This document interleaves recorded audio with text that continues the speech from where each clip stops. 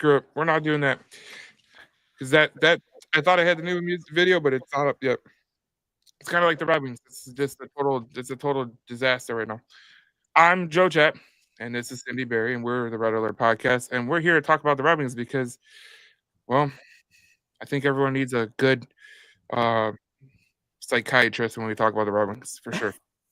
Well, I think reality is definitely settled in for all of us. And happy Sunday, Joe. It's good to see you here on a Sunday. Oh yeah, And we're dealing with the aftermath of the Detroit Red Wings losing to the Vegas Golden Knights 6-3. And it was, it looked in the first period, Joe, like we might have a shot, like there might be a chance. And then those hopes were dashed. yeah. I mean, it's been a rocky road for this team, and that's where we'll start with this because the Red Wings. I mean, let me just start here with this, Cindy. Like we have been talking about it for months, years. We've been doing this podcast for what? This podcast for 2.5 years, and then we did the Cindy and Joe show for what 2.5 years too. Yeah, and it just feels like I don't know about you, Cindy, but it just feels like that. Like every time we come on here, we have to like be like, oh, it's gonna be okay. It's gonna be okay. I can't say that right now because honestly, like the way that this team has been, going, it just makes no sense from any stretch of the imagination how they haven't gotten better. I see the Canadians have gotten better, and I'm like, oh my god, like the Canadians are getting better before the Red Wings are getting better. This is just a total. It's not what we expect, and I think yesterday was a little bit of that. Was a little bit of what we see from this team is not what you're expected to see. You see, what I'm trying to say? Like, well, they look like a totally different team from that 9-game winning streak. And I'll tell you when I think the beginning of the end was. The beginning of the end, in my opinion, was the injury to Andrew Copp. That was the beginning of the end. We both said that. Both, when we ran the podcast, me and you both said that a lot of people were not they were not going to take that Andrew Copp injury seriously, right? And we said, look, you got to take it seriously because he's a good player. He could really help your team. And honestly, we're starting to see like how much he matters. And if your team matters about 2 or 3 people, like imagine where this team would be if there was no Patrick Kane. Imagine if this team would be with no Lucas Raymond, Dylan Larkin, Mort Seider. Like that's just your team right now. And DeBrincat, that's it. That is your team because no one else is helping. I mean, Tarasenko, that was the most unbelievable, just irresponsible. It was just the most. I was so pissed off at the Tarasenko when he was in the front of the goal, and he doesn't tie up his man, and his man just gets Hurdle just gets a chance to score. That's something that you don't expect from a veteran. And I look at like these teams like the Pistons. Okay, they're in the playoff race. Yeah, those guys are hard. They play defense. They do what they need to do to win. Right? Lions. Those guys need to do what they need to do to win. Tigers, those guys do what they need to do to win. Red Wings, they do nothing they need to do to win. Nothing. They don't do nothing that you needed to win. You got to be a defensive team to win games. I know me and you have talked about it before, and you're writing that book about hockey. And one of the things that you were told by an NHL player was when you play hockey, 50% of it's offense, and then 50% of it's defense. And then there's a little mental part. And I don't think they have the mental part right now. I don't think this team has a mental part. And I look at Steve Yzerman and I go, I know you have a lot of people in the pro scouting department that are your buddies, your son and everything. But I think the pro scouting department needs to go bye-bye. Like just straight up go bye-bye. Because there's none of these guys that fit this team. You got the Montreal Canadiens passing you. The Senators are passing you in going to the playoffs. This has just been this is a year for this summer needs to be a total revamp year for the Red Wings because this is not what is expected. And I personally feel bad for Larkin and DeBrincat and Patrick Kane that they have to deal with this because this is not how it's supposed to go. And it's just a total disaster to me, to be honest. Well, I think part of the reason why we're missing Andrew Copp as much as we are is that he can play both sides of the ice. He is a defensive offenseman, and he a defensive forward. He's a guy who kind of is the glue to keep things together, and he's an all-around kind of quiet player, but those holes when he's not there, and they've tried to fill those holes with guys who don't have his experience, who don't have his leadership abilities and qualities, and it's just we knew we were going to feel this, and now we're feeling it real big time, right in the behind, I mean, and I agree with you. You got guys like Patrick Kane, Dylan Larkin, Alex DeBrincat. Heck, I even think a lot has fallen onto Mo Seider and Lucas Raymond. A lot has fallen onto those guys' shoulders for them to carry. And Edvinsson, yeah. I mean, and I do think the answer is not going the veteran route, actually. I think the answer is going with the young guys. But I think the reason why, in addition to the loss of Andrew Copp, let's talk about the other injuries that the Wings have suffered, even in the last, say, week to 10 days. You've had a tremendous amount of injuries. You got Gustafsson, who's out. You've got Soderblom, who's out. You've got a number of other guys that are out. Petrie's out. And people say, they didn't think much of Petrie, but you know what? He still provided a veteran presence and experience on the ice that they don't have right now, right? And so at the end of the day, and I think the reason why Tarasenko isn't working out, I think Tarasenko's already mentally gone, okay? Mm-hmm. First off, I think he's already out of there. He didn't fit in when he got here. They were hoping they could work through that. They weren't able to do that. And it's not that he's not a talented player, and it's not that he's a lazy player, but the reality is I think he felt that he didn't fit in from the start. It hasn't gotten any better. So he's looking forward to the next opportunity in the off season of maybe he can go somewhere where he's a better fit. And that brings us to what the crux of the matter is, Joe, in my opinion. It's not a matter of necessarily a lack of talent. It's not coaching. I think it's chemistry. It's lacking chemistry. And I've got some information we're going to talk about moving forward in the show here in a little bit. So everybody hold on, because I've got some information that's come to me that we might be getting some of this chemistry back on the Wings that we had when we didn't have all the other elements. So stay tuned for that. But I think it's a lack of chemistry. I think that's the problem with Tarasenko. I think it's the problem with a couple of other things. The reason why DeBrincat is doing so well is because he's got Patrick Kane. Yep. And those two had chemistry before. Look for Steve Yzerman to try to put together some pairs or some lines that have natural chemistry, have demonstrated chemistry in the past, because that's what he needs. Yeah, I just think that, when you look back at it, I mean, every part of the season has been a little bit shaky, and you talk about connection. Obviously, Patrick Kane and Alex DeBrincat have that connection. Dylan Larkin, Lucas Raymond are starting to have that connection. Seider and Edvinsson together, they're a good connection. I would say sometimes Seider and Sherratt have a good connection, so that's pretty good. But it just seems like they're missing like key parts of their team. You know what I'm saying? Like that's a major thing. Like they're not. It's not like they're not talented, because they have some talent on the team. It just feels like some parts of the team are just, they don't mix together. They don't mix well together. They don't play well together. And I think that's on pro scouting, because your job as a pro scout, to be honest, is to find guys who fit the team and fit the mold. And I feel like the major reason for this team having the issues that it has, we talked about it, Cindy. We said it before. They didn't fire Lalonde at the beginning of the year. I think if they fired Lalonde at the beginning and at the end of last year, because it was a disaster, if they would have fired him, they would have went with McLennan or someone. McLennan was the guy that they could have gone with because he was available. It would have been way different. But they waited too long. They waited till late December to make the change.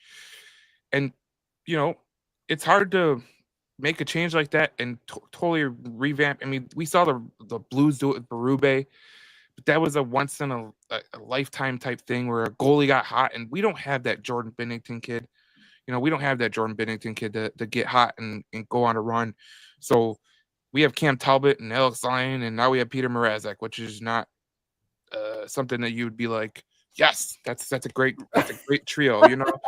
Cam Talbot's like 40 years old. He's 39. Yeah, he's done. He's done. Talbot is done, Joe. And I'll tell you that there's three things that the Wings have to do, right, moving forward. And I don't know if I'm jumping ahead. I don't mean to, but no, you're good. They have to stabilize the net. That's number one. They got to stabilize the net. They haven't done that yet. I think Trey Augustine, give him a couple more years, but I think in 2 years, he's your guy. But next year, I don't know if he's going to be able to handle the NHL. I hope they bring him up a little bit more, but they need a veteran stabilizing presence in net where they can allow for Kosa and Augustine to spend a little more time doing fill-in work. You know what I mean? They need that. They need to fill the holes they still have on defense. Mo Seider is still pretty much doing it all by himself with some supporting elements, and Ben Sherratt sometimes, and Edmondson sometimes. Johansson looks good, but the problem is they got that. There's not a buy-in from defense from the right groups, and that's exactly.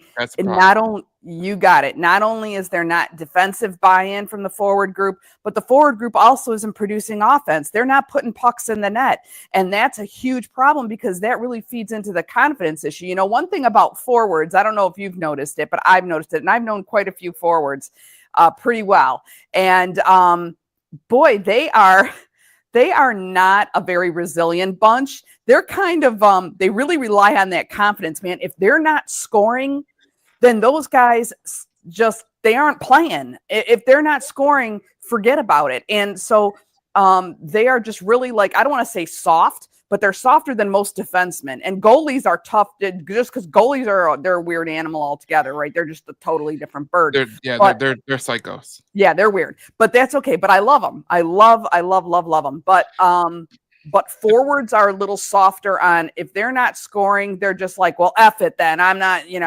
screw it. And their confidence takes a significant hit when they're not scoring. It's not like your defensemen, where your defensemen don't say, oh, geez, I'm a piece of, I'm a piece of crap if I don't, if I'm not, blocking a shot, or if I'm not, in where I'm supposed to be or whatever. But forwards are different. And so the fact that our forward group is not scoring goals the way they should be, I think they've taken a huge hit to the confidence, and there's nothing that's going to change that other than putting pucks in the net. So I would look in the off season. Just look at this. I mean, this is kind of sad. You got DeBrincat at 32, Dylan Larkin at 28, Raymond at 24, and then look at this drop off after Patrick Kane, who is the fourth best goal scorer on the team. You got 13 from Kasper. Kopp is at 6. He's been hurt. So he's at 6. Rasmussen, Berggren, a guy who just got here in Craig Smith, Tarasenko. I like what I've seen from Craig Smith, by the way. I think he's been pretty decent. JT Compher, who has been a total dud. Then you got a bunch of defensemen. Then you got Tyler Mott. Then you got Jeff Petrie, Justin Hall. I mean, there's nothing here where I go, okay, I see the pathway, because I don't see the pathway, Cindy. I don't see this pathway of where are we going to go from here? How are we going to do it? And is it going to work out to our benefit? And right now I look at this team, I look at the players that are producing, like at DeBrincat, Larkin, Raymond, Kane, and Kasper. And then I see a bunch else, and they can't score 5-on-5. That's a problem. That's if you can't score 5-on-5, especially going into playoffs, you're going to get your ass kicked. You just will. And exactly. And you know what, Joe, that goes exactly to your point of when you pointed out who's your team right now, look at your power play unit. That's third in the NHL?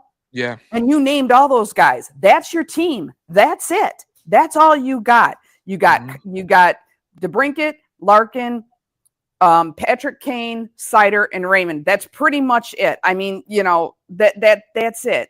And you got nothing else. So what are you going to do? You can't play with 5 guys. And so what my fear is, or what I think is going to happen here is I fear losing Patrick Kane. I think Patrick Kane has been a huge reason why DeBrincat's done so well. He's a huge reason why the Wings have even gotten as far as they have. And the reality is, I think Patrick Kane would be willing to finish out his career here, but he's getting older. And I don't know. I don't think he's inclined to move. I think he likes playing with DeBrincat. I think he really likes the Detroit area for his family and all that stuff. I don't think he's inclined to move. But really, what's your next extension to him going to be? Another 2-year extension? I mean, your time is running out. You know what I'm saying? It's like we talked about, if the Wings got it together this year, would they have enough time to rebound? And the reality is they're running out of time. They don't, it's becoming mathematically impossible for them. They pretty much have to win out as it is, right? So even if you can hold on to Patrick Kane, you're only going to be able to get him for another couple of years.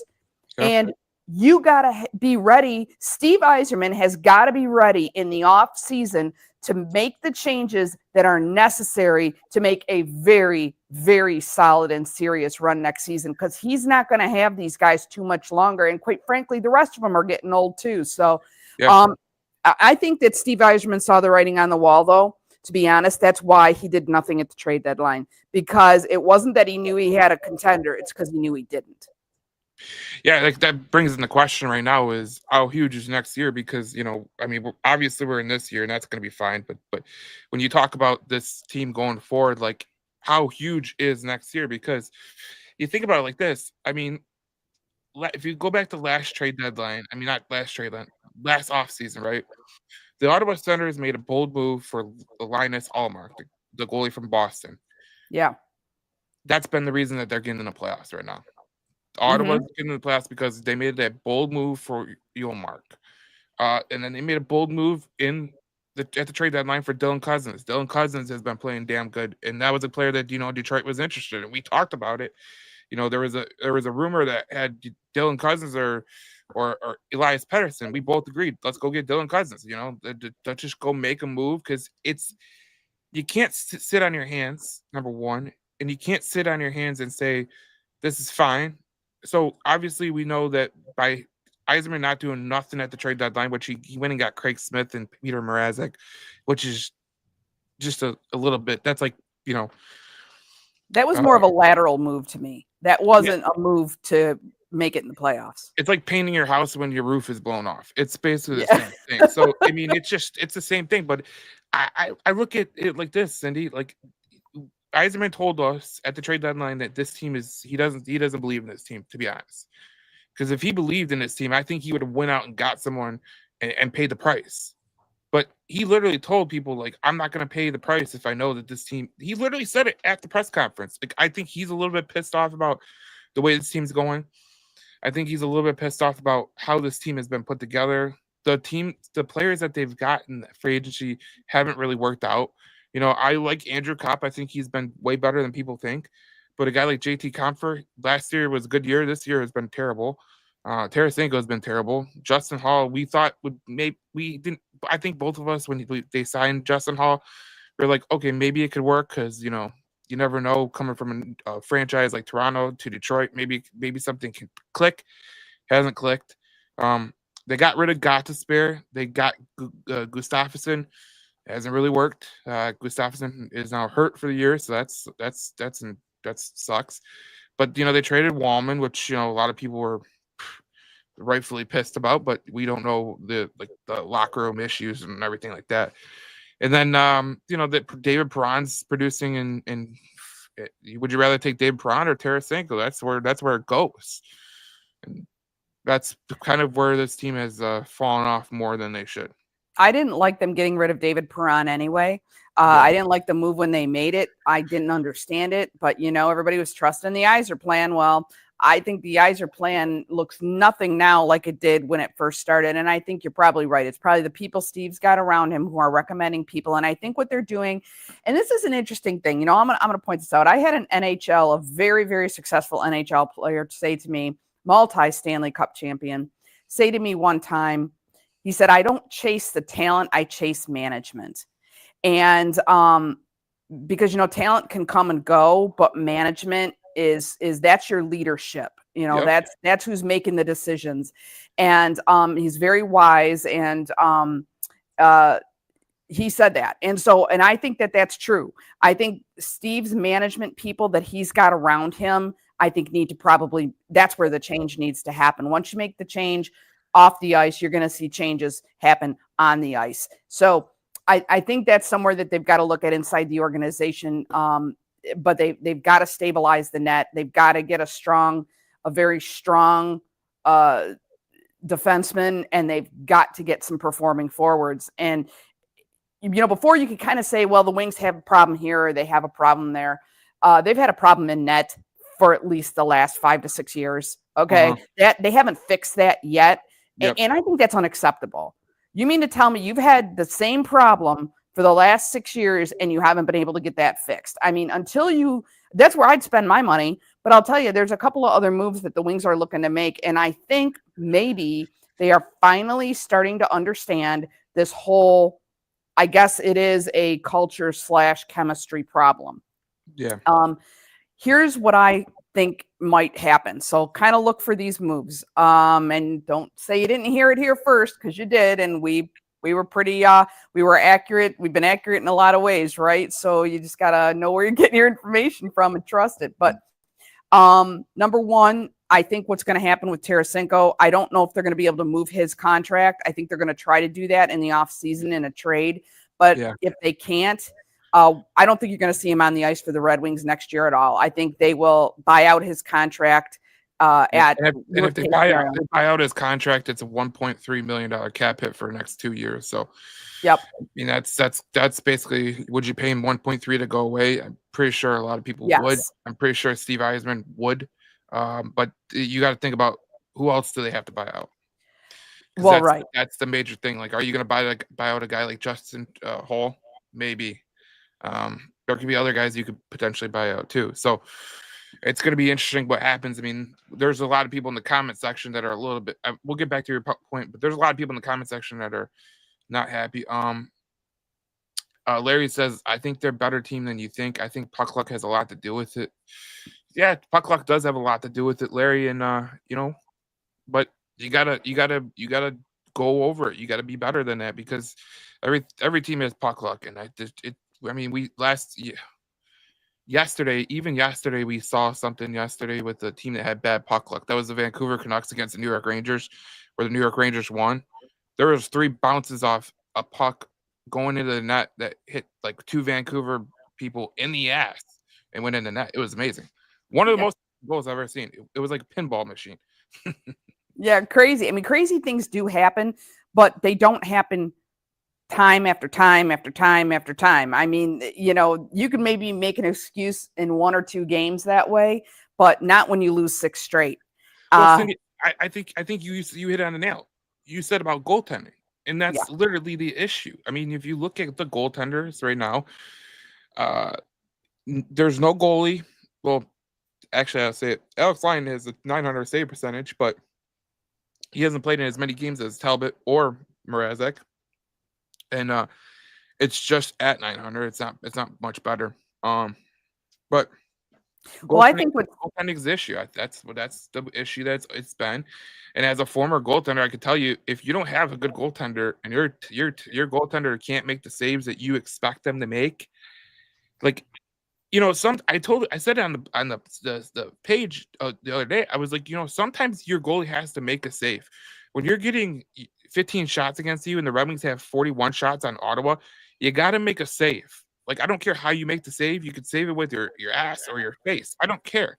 Make the save. Like, it doesn't really matter. Like, that's your job as a goaltender. Like, if you see that your team is dominating the other team, you got to match what the other goalie's doing. If the other goalie's shutting you out like Linus Ullmark was doing with the Ottawa Senators, you got to keep stride. And I just saw one chintzy goal that they let in that, a lot of fans were like, oh, well, you can't stop that. Yes, you can. Yes, you can. That's your job. Absolutely. And see, here's the thing. I think with regards to the goaltending situation, here's where I think Steve is coming from. I think he's just been biding time until he can get Augustine and Cossa up there. Okay. But the problem is that you still, at the same time, you're going to lose other guys because you keep putting up losing records, and you can't keep doing that. You've got to make a more competitive team. So he's going to have to do something in the offseason to bridge the gap. I don't think Augustine and Cossa can come up and be your goaltending tandem next season. Not even maybe the following season. Is probably 3 seasons away.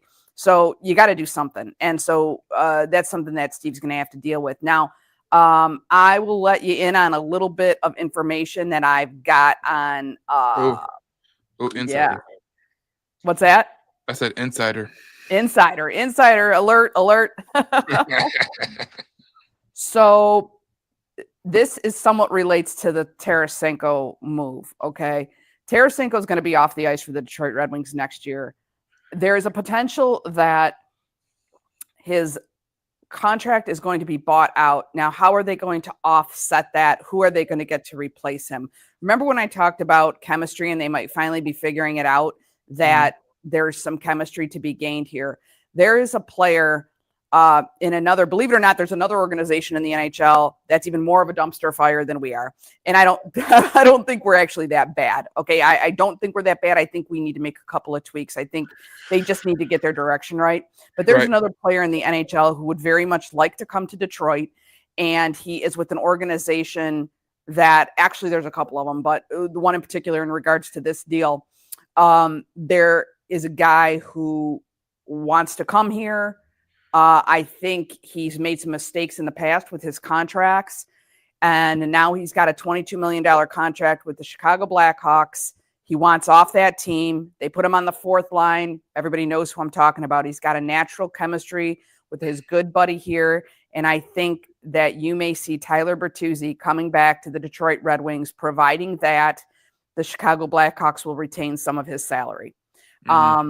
Because I will tell you right now that his $5.5 million a year is less than he was offered to stay here. His agent is a complete and utter moron, idiot, and screwed that deal up for Tyler. And I've spoken with Tyler several times, and I can tell you, nice guy, good guy. But thank God he can play hockey, because he'd be flipping burgers at McDonald's. I mean, he's just that guy. Okay. I like the guy, but there's no great brain trust there. So, he was misled, I believe, in the whole business side of his game. And so that's why he ended up bouncing around like a pinball machine to all these places. And that's not what he was looking for. He's got a family now. He's got a natural chemistry with Dylan Larkin. He's got a friendship with Dylan Larkin. Dylan Larkin would probably be very, very happy to see. I know he would be very happy to see Bertuzzi back on the Red Wings. It would please the fans. And I think that it's in Bertuzzi. I said at the time that he was traded. I said, or not signed. I said that, I think Bertuzzi's best years were already behind him. I think that's true to a certain extent, but, he did well with Boston because he was still riding a streak. He was mediocre with Toronto, I think, and he's been just wrecked over with the Blackhawks. But it's not an easy place to play. Chicago is not an easy place to play right now. It's horrible. Sure. It's horrible. Yeah. They're awful. I have a good friend of mine. Her son plays Frankie Nazar. I have plays with the Blackhawks, and when they're a disaster. That's another team that it's horrible. They have a guy in Connor Bedard who could be a really great player, and he wants out too. And they can't. You could tell he's frustrated. Like if you look at him when he gets a penalty, or you look at him on the bench, like he looks so shell-shocked. Defeated. Yeah, he looks defeated. I think part of that is his age, though. I really do think part of it's his age, because you know who else used to behave that way? Actually, was Tiger Woods in his early days too. When you've got these phenomenal talents and they get frustrated with elements outside that they can't control, they get really, really agitated. And so it doesn't surprise me, but it comes back to the whole thing we talk about all the time. Hockey is still a team game, Connor 100%. McDavid and Leon Draisaitl didn't make the playoffs until, as great of players as they are, they didn't make the playoffs until they started getting competent people around them to play. And then didn't win a cup still.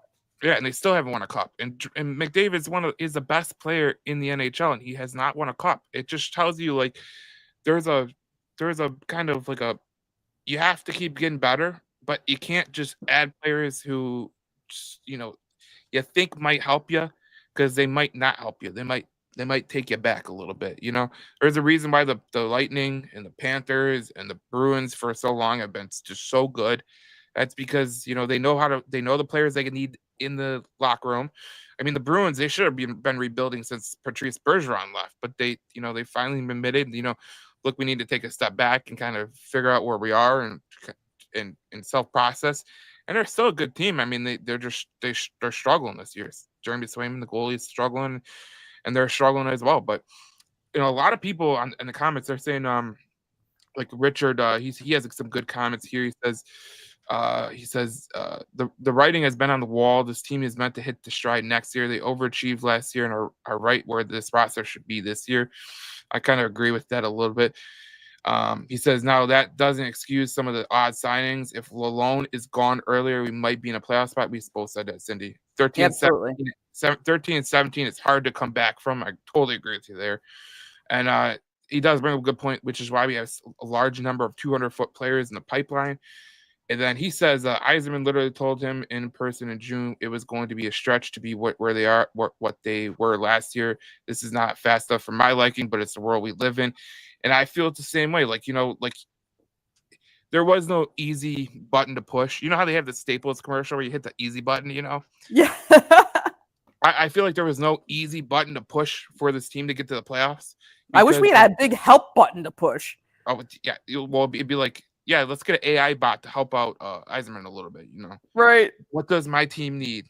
Ask ChatGPT or Grok, It just sucks because, Yzerman's trying to make this team better, and the player, and as Yzerman, Yzerman the player, right?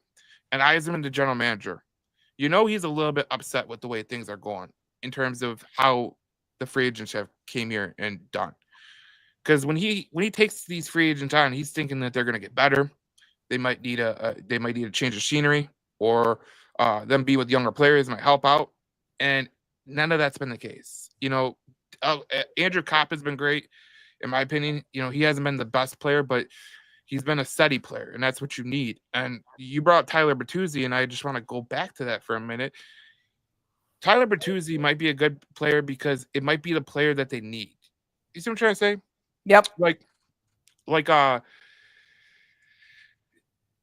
the Pistons, they got Malik Beasley. Malik Beasley is not a guy that everyone goes, oh, he's a star player, right? Not a star player at all, but he can score some points. Fine, but he's a player that they need. Tobias Harris, they signed Tobias Harris in the offseason.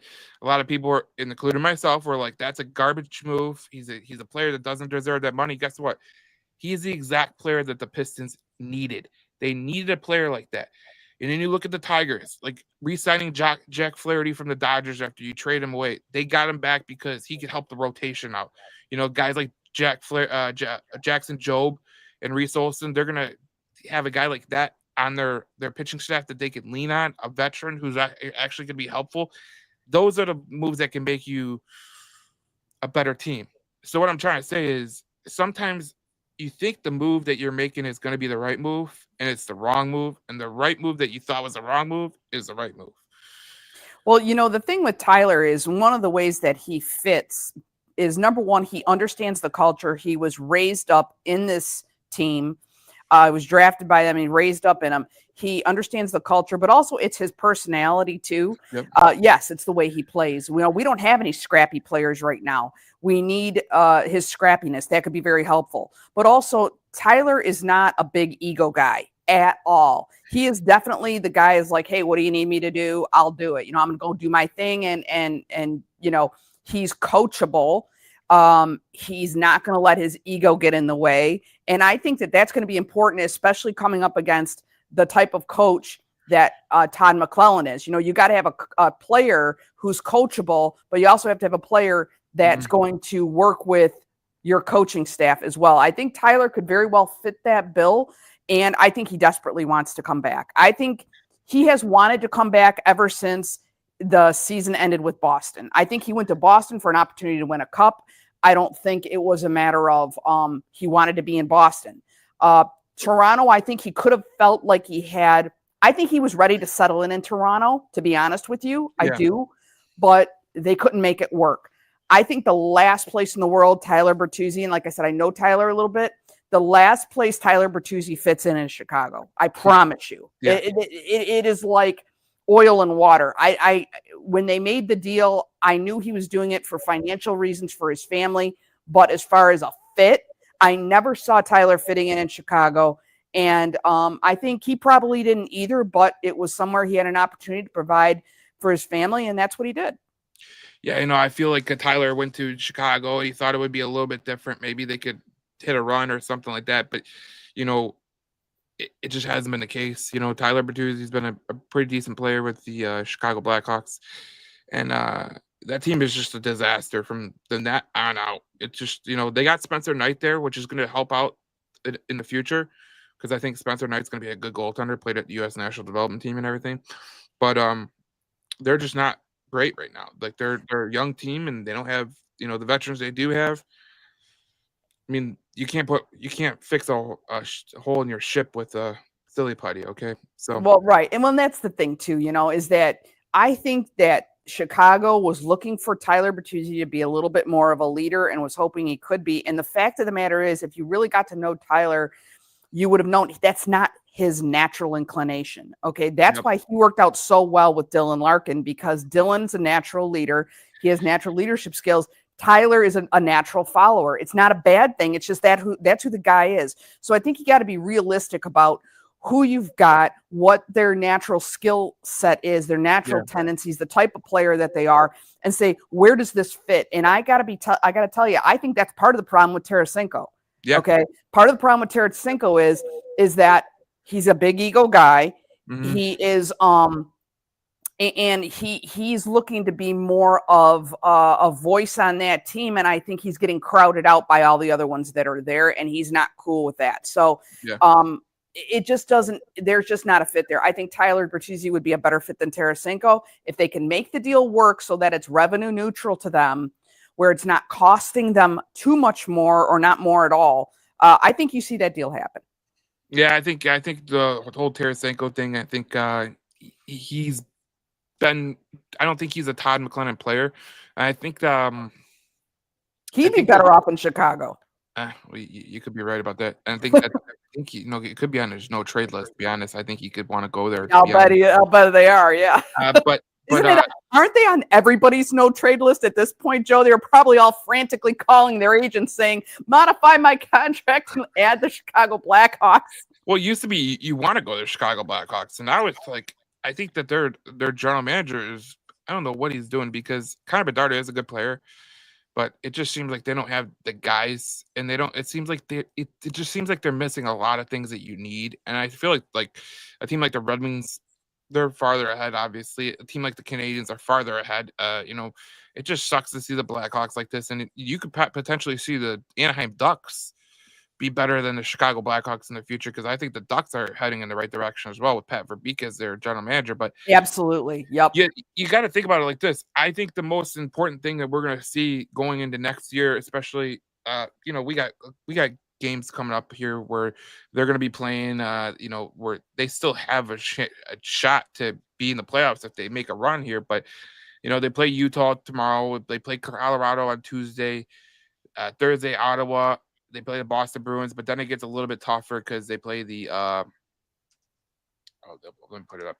Then they play the the Blues, they play the Hurricanes, then you play the Panthers, the Canadiens, the Panthers, the Lightning, the Stars, Devils, and Maple Leafs. That's a hard schedule. I don't care who you are. And when you're a team that's struggling like the Red Wings, I mean, there is not really one game where you go, okay, that game could be easy. Maybe the Blues game, but the rest of these games in April are just it's murderer's row. And then you look at the last week of March. I mean, this is what it is. You go on the road to play Utah, who's going to be, they're fighting for a playoff spot. You're going to be playing Colorado, who is a damn good hockey team. Ottawa's in the playoff spot. They want to keep winning. Boston and you are just kind of meh. So that could be a game that you could win. But the rest of these games, man, like the Blues, they look good. The Hurricanes, we know what happens with the Hurricanes. They're good. That's on opening day. Yeah. You look at the Panthers. I mean, that's a tough game. Hurricanes, the Panthers, then you play the Canadiens. You go on a 3-game road trip, which isn't easy. It's not going to help them. But what I wanted to say though is, how does this team look with McLennan? Because I know McLennan doesn't want some of these players. I really do. Like I don't think none of them really match what he really wants as a team. And I think what's next for the Red Wings is like, who do you know, what does McLennan want in a team? Because I feel like he's a guy who looks at this team and goes, none of these guys would really match what I want to do. It's just it's funny because I was just about to ask you, we're talking about how huge next year is going to be. I think the Chicago Blackhawks are going to, I think their GM is going to losing his job. But I was going to ask you, you know, everybody said, and I agree, if they would have made this change in the offseason last year, this team would look a lot different now if they would have started with Todd McLellan. So the question is, what do you think, Joe, this team is going to look like under head coach Todd McLellan? Well, I think you're going to see potentially that they're going to bring up some guys like I think a guy like Axel Sandin Pellikka could be on the team next year. I think they're going to go younger in the back end. I think there's two things. I think you like what you see from your young defensemen like Johansson and Edvinsson and obviously Seider. And I think ASP like Alex Sandin Pellikka, William Wallander, they could be up. You know what I'm saying? Could I see Sebastian Cossa coming up? Potentially, yes. But there's a kind of like a thin line of, do you want to bring him up before he's actually ready? Because the way he's playing in Grand Rapids the last couple of weeks has not been good. And then you got look at a guy like Trey Augustine. Like, when is he going to be ready?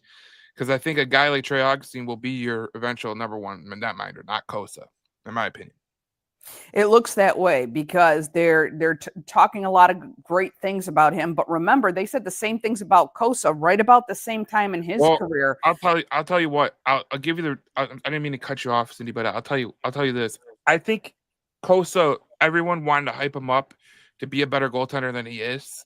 I watched him at a lot of levels, especially the Western Hockey League. He played in a league where it was a more of a defensive league. We saw Rasmussen come from that league in the last couple of years, and there's been a lot of players like I think Connor Bedard came from that league too. So there's a lot of players that came from that league, and they haven't been up to snuff. You know what I'm saying? I think when you look at a guy like Trey Augustine, I think these college goaltenders are the way to go. I really do. I think teams are going to be like, I'm either going to go college or I'm going to go Swedish Elite Hockey League or Russian. Do you think the Canadian leagues are falling behind, and why do you think that is then? Well, I think it's a detriment to the way that they've developed goaltenders, because you're starting to see from the OHL level, the Western Hockey League, the Quebec Major Junior Hockey League. There's not that many great goaltender prospects, and it's kind of sad. You look in the college ranks. You got Jacob Fowler, who is a goaltender prospect for the Montreal Canadiens. He plays for Boston College. They look good. Devin Levi, who the Sabres brought up way too early, but he's a damn good prospect too. He's going to be good. You got Trey Augustine, who has won 3 gold medals at the World Juniors and the Under 17. So he's a clutch player. And then you look at the way Trey Augustine's playing now at Michigan State. I mean, I was watching him yesterday, and I'm amazed at some of the plays that he's making. Like, there was some hard shots. I mean, there's some hard plays that he was making that you're like, there's a lot of pros that can't do that. Like, the technicality of closing your pads at a certain spot to get the puck. There was a play where the player from Ohio State shot up. It was kind of like a off-settling puck where it was like a change-up kind of way. Mm-hmm. And a lot of goalies get spooked on that. That's kind of like the way that they get kind of they let a goal in because it's they didn't expect that change-up speed, and he's just like, boop, it's right there. Like, he knew exactly where it was going to go, and he's been doing it all his career, even at the U.S. Junior Championships, the World Junior Championships. He just has a clutch gene about him that I think is interesting. And I look at Jacob Fowler from Boston College. He looks good. There's another kid I'm kind of missing. I think there's a kid. Well, and that skill with Augustine could be huge because, one of the things you notice, you'll hear the broadcasters say of a lot of these veteran forwards, they'll talk about their patience. Look at the patience. He's waiting. He's waiting. He's waiting to do exactly what you just said. They're waiting because they want to change the timing so that they can catch the goalie off guard. And if you've got a guy like Trey Augustine, who already has a natural inclination to be able to anticipate that, then you've got a guy that has a skill that you just can't teach, you know, and that could be huge for his contribution to the Red Wings in the future. And I just look at it like this, Cindy. Also, when you look at Michigan State, you look at them and you go, okay, who do you go against in practice, right? Who do you go against in practice that can make you a better player? Charlie Stremmel is on the Michigan State Spartans. He's going to be playing for the Wild. He's a damn good player. Isaac Howard might be the Hobey Baker winner. He's going to Tampa Bay. He was drafted by Tampa Bay. Red Savage is another player, Red Wings prospect. He was drafted by the Red Wings, and he's going to probably play with the Red Wings pretty soon. He's a good player. He's actually, I think he'd be a good fourth liner in a couple years. He's a very solid player, and he likes to mix it up. I think he's a good fourth liner guy. But you look at the guys he goes against in practice, and you go, okay. And I look at college in a totality, and I look at them and I go, that league is so hard. College hockey is so hard now. It's actually preparing these players for the pros better than going to the OHL or the WHL or the Quebec Major Junior Hockey League. I think if I was to draft players, I think I would go either Swedish Elite or the NHL. I mean, the college rank, because those players are coming in a lot better with a lot more technical play to them. And if you look around the NHL and you go, like, who's a rookie that's playing pretty good? Macklin Celebrini, where did he come from? College hockey. You know, you look at a guy like Lane Hudson, who is playing for the Canadians. Where did he come from? College hockey. I mean, there's a guy like Marco Kasper. Where did he come from? Swedish Elite Hockey League. These are the things that I think Steve Yzerman is going to start to see, and I think the NHL is starting to see that their best bet is to go through the college hockey ranks or the Swedish Elite Hockey ranks, and like that's where you're getting your best talent, because I think they've passed the OHL and the Canadian Hockey League by far. Well, it'll be interesting to see if people give Steve Yzerman credit, because that's pretty much the direction he's been heading in the last few years. And he's gotten a lot of criticism for that, because they've said, you know, he's not drafting guys. He needs to get guys that are, you know, more physical. And well, that's the other thing. The only thing that I'd be concerned about, not in the Swedish Elite Hockey League, because the Swedes are playing against men. And you've got to, you got to have silky hands. You got to be a great skater there, but you also have to be prepared. You're coming up against men. And so you have to be able to have some kind of toughness to you. But, you know, that's always been the thing. They've always said college hockey players are too soft. Yeah. Right. And that Steve Yzerman was kind of going toward a more skilled, faster type of skater. You know, smarter skaters. He was getting away from the bruisers. He was getting away from the grinders. He was getting away from what's traditionally come out of the junior hockey leagues in Canada. So the question is that the right direction to go? Sounds like you seem to think that there is, but let me ask you this, Joe. Are the guys that are coming out of college, the guys that are coming out of the Swedish Hockey League, are they going to be physical enough and tough enough to play in the postseason? Because you and I both know that when it comes down to it, you've got to have a physical presence.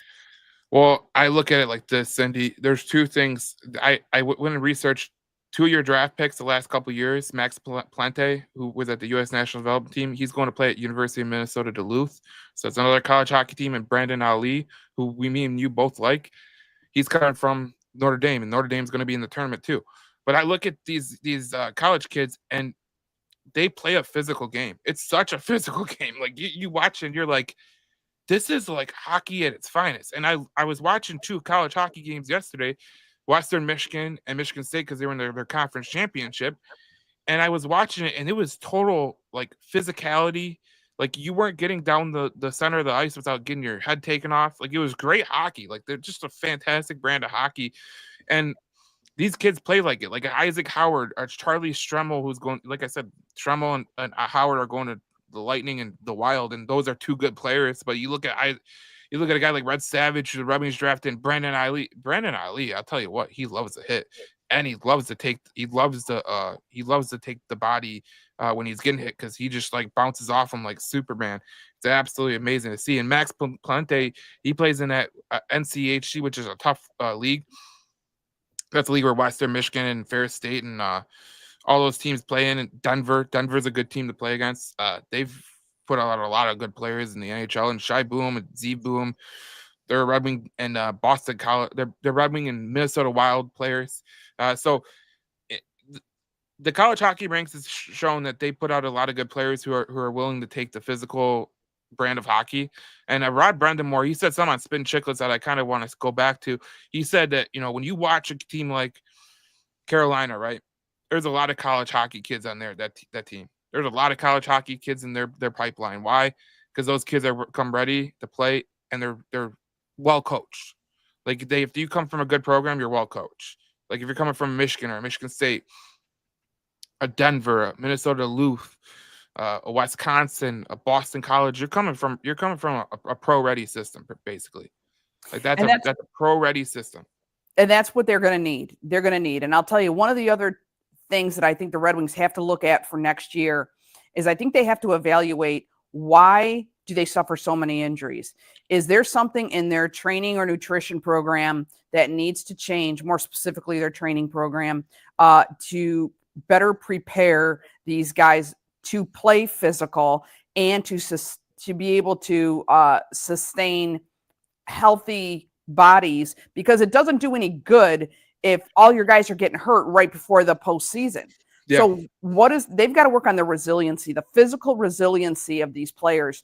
I don't know why, maybe it's just bad luck. Okay. It's kind of like the Lions. Maybe it's just bad luck, but you know what's interesting? I saw a report recently. They did a survey of NHL players, or excuse me, NFL players, right? And do you know where the Detroit Lions ranked last? They ranked, you probably know this. They ranked last in terms of training facilities and training programs. And it doesn't surprise me with all the injuries that were sustained that they need to do better in that area. And I think perhaps the Red Wings are in the same boat. I don't know, honestly, who their trainer is right now. I probably have met them at some point, but I can't think off the top of my head who their head trainer is or their training staff. But I'm thinking they need to make this team more physically resilient also, because they've got to be able to sustain a season without so many significant injuries. Yeah, I think their training guy, their head trainer, I'm trying to figure out who it is, but their head trainer is their director towards science and human performance is Mike Barwis, which that's the guy that's going to get you guys ready to play. Pete Van Zandt is their head athletic trainer. I think he's done a good job. The head strength coach is Robert Campbell. Okay, that's where you get your strength from. So look, the Red Wings need to do the same thing the Lions are doing right now. The Lions are they're redoing their facilities to kind of get it ready for, and those player surveys are great for getting your what is wrong with my team, right? Like a lot of teams, I think they're in a vacuum pack where they're like, there's nothing wrong with my team. I give them what's needed, and then you got these players that are like, no. This kind of sucks right here. And I like that because the NFLPA has been doing that for a couple years. And I hope the NHLPA does the same thing. They say, like, look, what do you like about your team? Grade it from A to B, grade it from A to D, and then we'll see who the best team is. Because I think that's where you're going to see a little bit of a shift in the way that these teams think. And I think, the NHL is talking about expanding in the near future. Yeah. Going to Houston or going to wherever they go to. It's definitely not going to be a Canadian team. So this whole Quebec thing could die because the Canadian market is these Canadian teams. I feel so bad for these Canadian teams, Cindy. I feel so bad for them because they are coming into with the cap raising. There's literally talk about like these Canadian teams are gonna like they have to raise season ticket prices or they are going to be in a little bit of a hurt with the taxes that they have to deal with and all that jazz. I mean, even the Toronto Maple Leafs, they did a 55% ticket raise. I was watching on CBC. There was a guy that he's had season tickets since the old Maple Leaf Gardens in like the 50s. He's seen the last Stanley Cup, and he said that his tickets went from $21,000 for the year to $35,000 Canadian this year. It's very simple, Joe. We've been given the solution, and that is they just need to become the 51st state. Boy, does that have everybody up in arms. I'll tell you, but you say that to the Canadians, and they just absolutely lose their it's sad because their economy is just for the Canadian hockey teams. I feel so bad for them because a team like Ottawa, a team like Ottawa, because they have a horrible arena. It's a horrible arena situation. They have a good team, but they're struggling to get season ticket holders. Winnipeg, I mean, that's a great team, and they can't figure out how to get season ticket holders. It just sucks for these Canadian teams because like they're trying to. There was a report from CBC or Sportsnet that these Canadian teams are worried about the cap jumping again. It'll jump again, and it's going to be interesting to see how these Canadian teams fare because that's the main issue with those guys. And Edmonton's going to have to give Connor McDavid the moon and the stars to get him in the next contract that he's due. So it'll be very interesting. But yeah, I think the NHL could with the NHLPA, they need to do something like the NFLPA does, where they grade these locker rooms and they grade these players and grade the facilities, because we saw a little bit from the Athletic, and I thought that was great. Like away teams love playing in Detroit. Yeah, they love playing in Detroit because of the facilities. They said the facilities are top notch. You can't get much better than that. So that gives you a little bit of good news for the Red Wings, because if away players are seeing that, you're going to get guys that are going to be able to come to Detroit because just based on facilities. Like, I think facilities is the most huge part of your organization. Like, do you have it or do you not? And that's the problem when they were at the Joe. They didn't have the facilities to match the way that they were winning. There's two reasons that pro football players want to come to Detroit. The number one reason, and I would say facilities is definitely a factor. I would put it at number two. Number one overall is culture. It's Dan Campbell. Yep. That's why they want to come here. It's the culture. It's the culture that Dan Campbell and his leadership has provided. And I'll tell you, that's the other thing that has to happen over the off season. Preparation for next year is, Joe, tell me if I'm wrong. Prove me wrong here. But the Detroit Red Wings still have not identified their culture or created an identity of who they are. There's still, I feel, a lack of a culture, and there's still a lack of identity.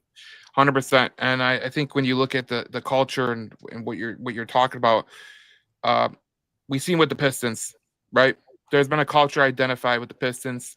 They've done a good job with JB Bickerstaff. I'm interested to see what Todd McLennan does with the culture, because when you look at it, he came in half year. There's no way to implement a culture the way that it was. And Lalonde's culture was probably soft as Charmin. It wasn't good at all. So I give him this year to do that. But that's a huge part of it. You talked about management and you talked about being on the same page earlier in the podcast. And I just want to go back to that for a minute, because you look at it like this, like Brad Holmes. Why has the Lions have been so good? Why have they been so good? Because they get these guys that come in from other teams. They don't chase these guys. Like I tell people all the time that are Lions fans that they're pissed off about the moves that they're making and the lack of moves, right? Brad Holmes, when you come to Detroit, you're either a Detroit Lion or you're not a Detroit Lion. That's the way it goes. There is no, oh, I'm half a Detroit Lion. I believe in coming to Detroit and working, but I don't believe in doing everything possible to win. There's a difference between being a Lion and being another team, right? Because that's the way it goes. Like, there's a difference between being a Pittsburgh Steeler or not a Pittsburgh Steeler. It's just the way it goes. So you gotta have that as a general manager, which Stevie Y is gonna have to try to do this offseason, is who do you want the Red Wings to be? Do you want them to be a physical team? Do you want them to be a high IQ team? And there might be players that are great players that might not match the culture of what you're trying to build in Detroit. I think a lot of general managers across the NHL, Major League Baseball, NFL, they always try to hunt for these guys that are stars. They always try to hunt for a guy that, is going to help them out. But that might not be the guy that puts them over the top, right? So Steve Yzerman and Todd McLennan are going to have to go out there, and they're going to have to really really put together what they want in a franchise. And if they could do that, they'll be a great team next year. I personally believe that. But and that's where the turnaround's going to happen, Joe. They got to make the moves that are going to set up this team for the future and now. And, you know, everyone talks about the prospects and all that jazz. I love the prospects too. I think the prospects are going to be great here in Detroit. But you got to win now, and you got to win into the future. And right now, you got to start with your pro scouting department, and you got to get on the same level as them. Like, what do we see going, you know, to the future? Like, what do we want in our team? And a guy like Tarasenko, that's not a guy that you want. Just being honest. Well, look, I think because the problem is exactly what you just said. Tarasenko's not a Red Wing. Tarasenko is a Bolt who came to the Red Wings. That's in his mind, that's still who he is. And it's not that there's anything necessarily wrong with that. It just isn't going to work. So just like in the Lions organization, it was a change in culture and an understanding of getting on the same page from the president and owner and Sheila Hamp all the way down to the water boy. Everybody in between was on the same page. You understood what it meant to be a Detroit Lion. Yep. You know, another team, perfect example of a cultural team that maybe didn't have all the best players, but that is the Philadelphia Eagles. When you're an Eagle, you know what that means, right? Yep. Now, personally, I can't stand the Eagles. They drive me nuts, but because they're just crazy. But that's who they are. And you recognize when you watch teams and you see, like, you watch the best teams in sports, right? The Celtics. You know what it means to be a Boston Celtic. You know what it means to be a New York Yankee, a LA Dodger. You know 100%. You know what it means to be a Florida Panther or in Tampa Bay with the Lightning. You know what it means to be those players. That's kind of what the Red Wings have to identify. Is like, who do we want to be, and how are we going to get these players here? And they don't have to be the best players. Like, I got to tell people this. You don't have to go out and get star players. You might have the star players in the pipeline, like a Buchenikov. I've been nailing down the door. This kid Buchenikov is going to be great. I love Dmitry Buchenikov. I think he's going to be in the NHL roster next year, to be honest, because the way he's playing in over there in Russia. If they can get him to come over here with the contract thing that they have, if they can get him to come over, I think he could be a really useful player because he's a 200-foot player. He's turned into a 200-foot player over there in Russia, and he loves to score, and he has a shot that just makes anybody go, wow, that's a hell of a shot. And he plays defense, and I think that's good. But you look at some of the pipeline kids that they got coming down the pipeline that are college kids or they're in the Swedish Elite Hockey League. They all have the same thing in mind. 200-foot players. 200-foot players. I look at this Red Wings team and I go, Tarasenko, not a 200-foot player. Jonathan Berggren, not a 200-foot player.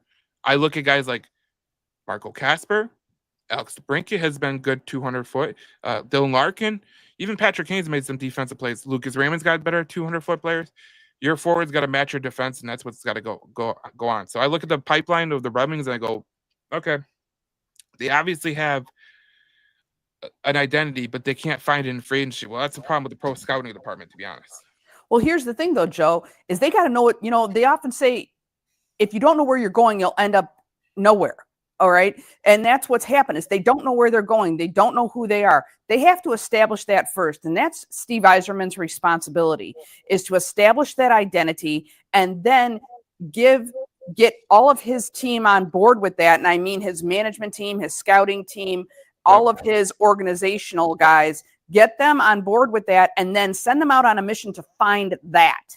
Yep. Because what they're doing is they're doing exactly what the NHL player who talked to me about not chasing talent and chasing management. Instead, they're chasing talent and they need to be chasing culture, but they have to figure out what that is first. Until they do that, Joe, it won't matter who we get. We could get Connor McDavid. We could get Connor Bedard. We could get, it doesn't matter. It won't matter until they know who they are. Are they going to be, like you said, are they going to be a high IQ team? Are they going to be a bunch of bruisers who people are going to be afraid to step on the ice with? All of those formulas can work, but you've got to agree that that's what you're doing, and then you've got to put the people in place that are on board with that. Yep. I am convinced until they do that, and that has to be done at the top, it has to come from management. Until you get your management right, your talent is almost irrelevant, because they got no leadership. You got to do that. And that is, to me, job number one for Steve Yzerman going into the offseason, and then execute. That's where I'm at on this for next year, Joe. Well, the way I would go with it is I would go up to Todd McLennan. If I was Yzerman, I would say, what do you want in a hockey team? Like, what do you want in a hockey team? Like, what do you want your players to be? And he's going to tell you, and you got to do your best to implement that roster that he wants, because I feel like he probably had the same talk with Malone, and Malone had a certain set of players that he wanted to put in this team. And I think that if you go over every inch of it, I mean, you look at it and you're like, okay, it's gonna suck. Like, this is really gonna suck. But these players are the players that my coach wanted. And sometimes your coach is the wrong coach, and that's what really puts you over the top. I look at a guy like in the Pistons, like JB Bickerstaff. He's been great for that team. He's exactly what that team needed, was a good coach who was going to be defensive oriented and wanted that team to be hard nosed to play against, and they're playing like that. And Cade Cunningham has taken off. I look at AJ Hinch. AJ Hinch is a smart dude, knows what he's doing, and he has a certain amount of players that he wants for the Tigers. Dan Campbell is the same way. Just look in Detroit. These guys, all these coaches right here, are telling you the way. Why are the Pistons good? Because of Bickerstaff and the talent that they put on a team that suit his needs. Why are the Lions good? Talent fits the needs of the coach. Talent fits the needs of AJ Hinch and that staff. So it just goes to show you, like, it's not a hard thing, and I'm very interested to see what Steve Yzerman does with Todd McLennan as a coach, because we talked about it last year. We thought Yzerman should have made the move to fire Lalonde last year after that debacle of last year. And, people are going to blame Todd McLennan for this year, but he came in mid-year. There's no way to implement a culture mid-year. It's the toughest thing to do. I think, what Berube did with the Blues, that was, I don't want to say sheer luck, but that was sheer luck. It really was. Like, that never really happens where you implement a coach. You definitely get a coach bump, but you don't implement a mentality mid-year. You just don't. Well, it's very obvious to me that there are elements inside the Detroit Red Wings organization that have been resistant to the culture that others are trying to implement. Because what happens when you got a bunch of people sitting in a boat and they're all rowing in opposite directions? You're just going in circles, and that's what the Red Wings have done. What I want to know is why they are so resistant. Is it a change that Steve can't make, or is it a change, or are these changes that Steve doesn't want to make inside his organization? And so if it's something he can't change, that's one thing. If it's something he won't change, that's another thing. So that's something they're going to have to resolve. And until they get it resolved, it's not going to change. Yeah, people are talking about, in the comments, they're talking about tanking and all that stuff. I mean, I don't think the Red Wings need to tank, because I think they're going to lose a lot of these games, to be honest. So I think they will too. I think naturally they're going to lose a lot of these games for all the reasons that we've been talking about in this whole show, Joe. They're just they've got to and I think Steve Yzerman's already looking forward to next year. So Richard says Tyler Bertuzzi, what makes me does not help this team. I don't know about that. I think you got to look at it like this, from this perspective. I don't know if people are going to look at it like from this perspective, but sometimes the best players that you get on your roster are not the players you think that could help this team. Like, I didn't think Tobias Harris would help the Pistons at all, and he's been absolutely freaking phenomenal for them. A guy like Trey Sweeney, when the Tigers traded for him at the trade deadline, was exactly who they needed. Exactly who they needed. You heard about Dan Campbell saying, like, we got the players that we exactly need. Like, we know who we have.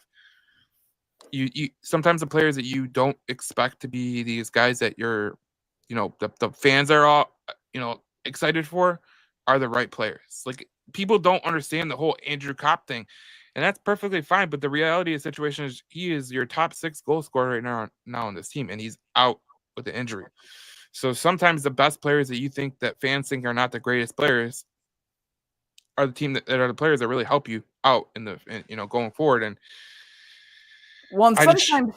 sometimes Joe too, it's not the players' performance themselves. And I think Copp is a great example of this. Yes, he's been performing, but even more so, his function as a catalyst. Some of these players are catalysts to activate others. And they're a good leader on the ice. And I think that's the most important thing. Like if you got a good leader like Andrew Copp, like it sucks to lose him. Tyler Bertuzzi is not a leader. Obviously, we both said that he's not a leader, right? But maybe his play is leadership quality. You know what I'm saying? Maybe the way he plays does. When you watch a guy like Dylan Larkin play, there's no doubt in your mind that you go, I got to play like Larkin does. Like if you don't, then you shouldn't be on the team regardless. Same with Kane. Like if the way Kane plays and the way Lucas Raymond, DeBrincat play, those are ways that you should play. And I think Marco Kasper is coming along just fine, just too. He's playing the best hockey he could play, but unfortunately, you're not getting the goaltender, and your defense kind of sucks, and they're lazy. So, at the end of the day, you don't need the best players. You don't always need the best players. You need the right players. And in order to get the right players for this team, you've got to have an identity and a culture that is very well defined so that these guys know who they are, and then let them loose and let them do what they do.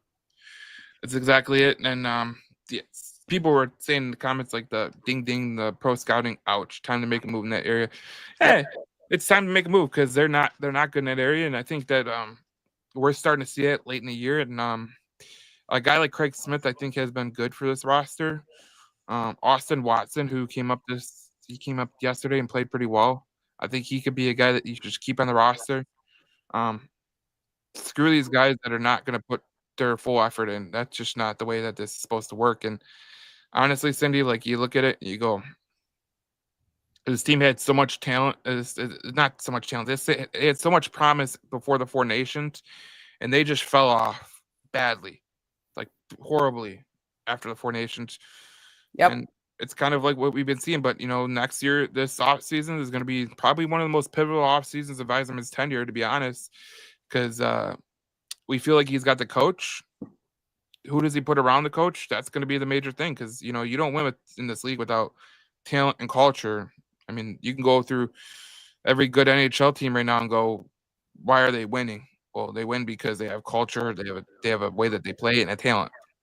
Well, I'll tell you, I was down, I had a place down there in Florida and was down there when the Tampa Bay Lightning was really hitting their stride and doing very well. And I will tell you, I saw it firsthand.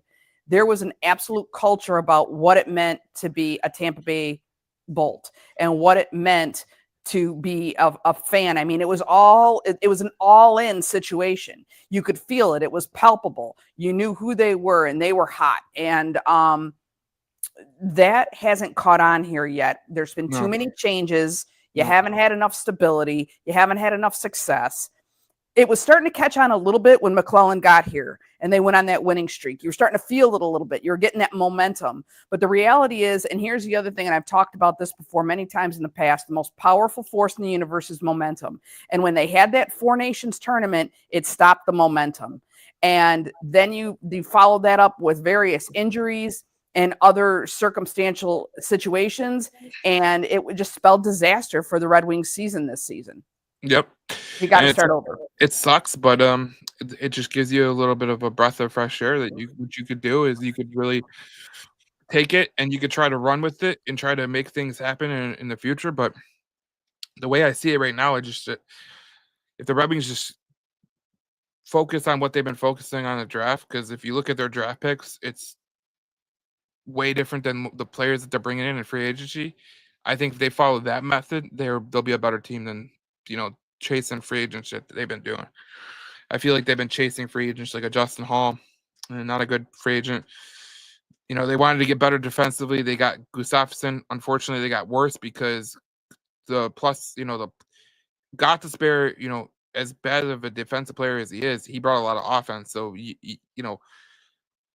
toe that line of, do I want to go to the offensive side to more give up give up less goals, and it just hasn't worked. You got to score goals in this league, and I don't care how bad I don't care how bad your defense is. If you're not producing offensively, especially as a defenseman, like per points and everything, it's not going to be good for you. So that's kind of like what the Red Wings have to deal with. And how huge is next year for the Red Wings? It's pretty effing massive to me, to us both. But obviously there's a lot to play for in the last couple games. I think they got 13, 14 games left. So yeah, I mean, it's not going to be fun for the Red Wings because of the teams they play. And if they go on some miraculous run and they end up making the playoffs, which I doubt, that could be something to monitor. But the way they've been playing, Cindy, you could tell Todd McLellan is getting a little bit annoyed with some of these players on the team. I think he's been singling out, some of the players that he thinks are going to be really good going into the future, like Kane and DeBrincat and all those guys, and Johansson and Seider and Evanson. But I think he's just the bottom of the roster, minus Rasmussen, has not been good at all. So that's just the way it goes. And when your defense sucks and your bottom six suck, you're going to suck. So that's the way it goes. If someone comes along and sprinkles fairy dust on this team, Joe, and they go and win out virtually and lock in a playoff spot, I'll go on the record right now. If that happens, if that were to happen, they're going to go all the way to the Stanley Cup final. They're going to go all the way to the last round. They will, because that's what kind of magic and miraculous fairy dust there would have to be involved here. If they get on a run like that, then they're going to have enough momentum. They're going to go all the way. But I don't see that happening. When you think about the run that they would have to go on, they'd have to go at least like a 12-2. I mean, that's insane. But that's what they would have to do. And if they did do that, I mean, someone would have to get absolutely white hot. Like could be a Casper, it could be a DeBrincat, Larkin, someone like that, or a goaltender. Like, you think a goaltender gets hot? Maybe, but I don't see that with the goaltending and defense that we have. But it'll be interesting to see what happens in the next 14 games. But all we know is, or next 12 or I forget how many have left, 12 or 13 or something like that.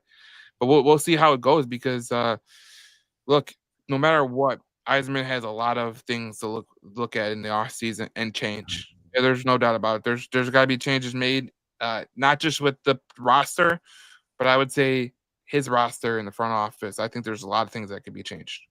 Absolutely, no doubt in my mind.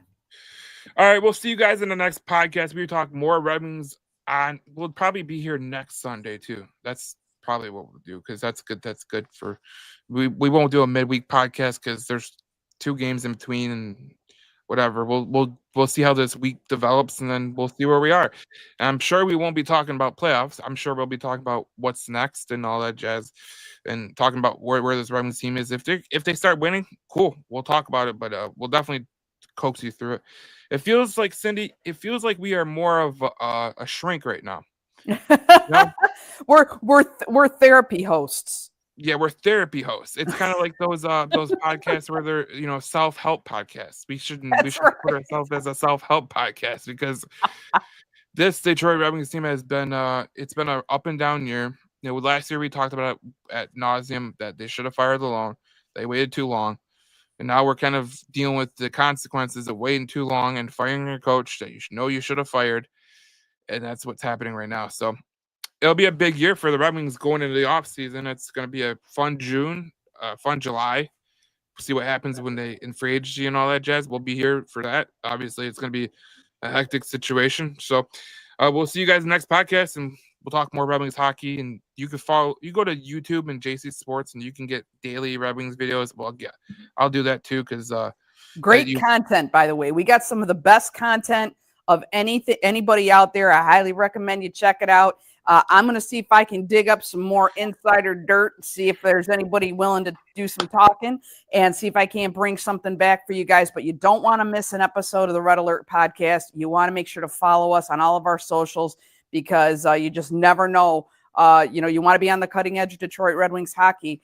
This is where it's at, guys. Yep, and we'll talk to you guys more in the next podcast. We talk more Red Wings hockey. Obviously, not the best. This has not been the best way to go about it, but We'll see how it goes going forward. But thank you for watching. We'll see you in the next podcast to talk more Red Wings hockey here on the Red Alert Podcast. See you then.